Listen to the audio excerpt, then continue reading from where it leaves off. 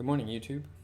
And it is a good morning. It's a rainy morning here in Texas. Normally I bless the rains down in Africa, but it's good to bless them here in Texas too. And spotted through the fig tree is Licorice, our second dog. He hasn't been on the show before. Some of you requested that he be shown. He likes to hang out with Chalupa. They often go on bunny hunts out in the early morning because they know something's around here, but they're not entirely sure where it lives. It's rabbit season. Duck season. Troop, is it rabbit season or duck season? Okay. Mr. Licorice, can you please tell me, is it rabbit season or duck season? Well, I think there's a rabbit here. Oh wow, that was very great. Go get him, Licorice.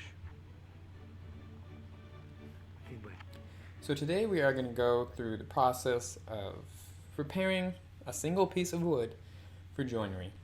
We are preparing the goods. It is getting the stock wood flat, taking out any curves from it. So we start off with the face. We want to make sure it doesn't have any twists or turns, anything undesirable. It's really going to make a hard time doing joinery with it because you want a flat face, you want the other face to be parallel, you want the edges to be 90 degrees, and you want them to be parallel with one another. And you want the end grain to be cut nice and crispy. It's not an easy process. It's easier with power tools, but we're going to be doing hand tools today. You know that's my thing, and I'm not super experienced with that. So we're going to be going through the process. I will talk to you about the highs and lows of my time. I spent a few hours on this, and it really was fun. First of all, it's good exercise. Get out there and just use a hand plane for a few hours. You'll be thanking me in the morning.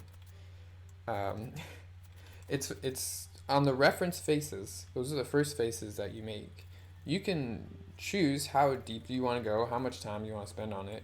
Really, the minimal effort that you can do to get it flat and to get it straight and to take out any twists. That's what you should do. You want to keep as much stock on the wood that you can.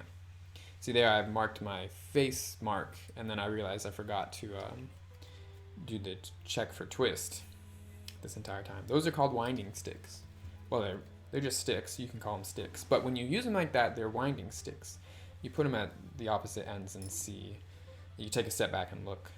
Are they twisted from one another?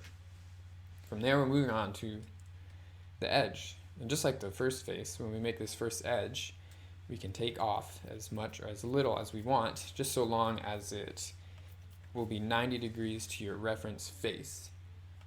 I was really enjoying this whole planing process, and I was constantly looking at the shavings to see how thin they could be, or if I could get a full length strand.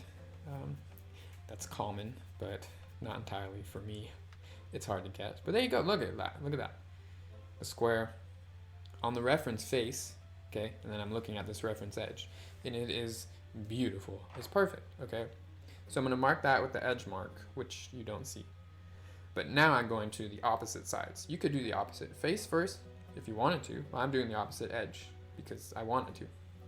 And I'm trying to figure out what is the maximum amount of stock that I can get, and that's dependent on what is the shallowest part of the wood on that edge. And I think you're actually going to see I make a mistake, and I didn't do the shallowest part. So as I am getting ready to cut, I'm making my mark with my pencil and then with the X-Acto knife. Ideally you'd use a marking gauge, but I don't have one of those. Maybe I can make one. The way I do it wasn't entirely safe. I don't condone it, especially on the edge pieces. But there, look, it's too shallow on the edge, and I was like, why didn't I notice that? So I'm just going to have to use the saw and cut it down. It's taken me a little while to make this video. I think that, well, first of all, after I made this piece of wood, I did it a couple more times, and it got progressively worse. I think this was the best piece, and I wanted to do more. The practice was good, but it can be discouraging because it is so difficult. You just have to have practice with it, and that's what I was searching for. And I ended up making a little box with some dovetail joints, well, like half a box. And so that took me a few days. That's why it's taken so long for me to make this simple video.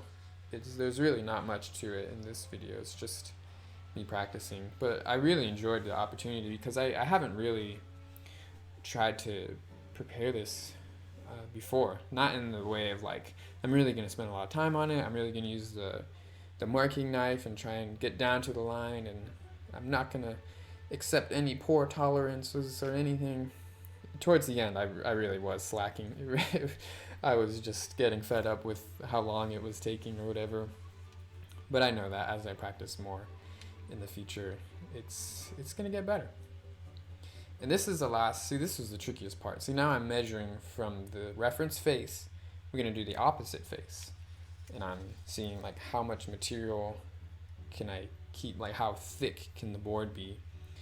I want it to be as thick as possible, and that means I'm taking off as little as possible from the opposite face. And meanwhile, I still want to make sure it's not twisted and it's straight and everything. But if we're using the reference face, which was already prepared well, then it should theoretically only be necessary for me to go down to those lines that I drew on the sides. And as long as, you know, it's straight everywhere in between, then I should be good. So once you get the reference faces done, theoretically it should be easier, but that's theory. And this is real life we're talking. I'm a beginner and I did not make things easy for myself. I did have fun. But yeah, if you're just getting into this, don't feel bad, number one. Number two, keep practicing. It's a lot of fun. It is good to learn. From there, I think I'm going to, cut the end grain. This is now, you mark it, how long do you want the piece of wood? I think I went with like 10 inches or something like that. You're making this, you're making the lines with the X-Acto knife. That way the blade of your saw has something to follow along, and there's not going to be tear out right there.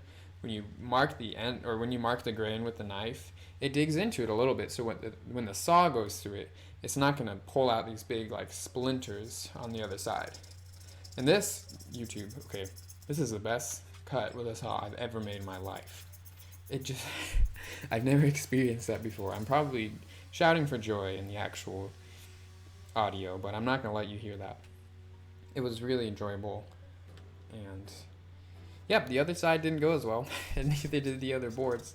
And the reason that it lined up so well is because I actually did prepare this piece decently well, at least at that side.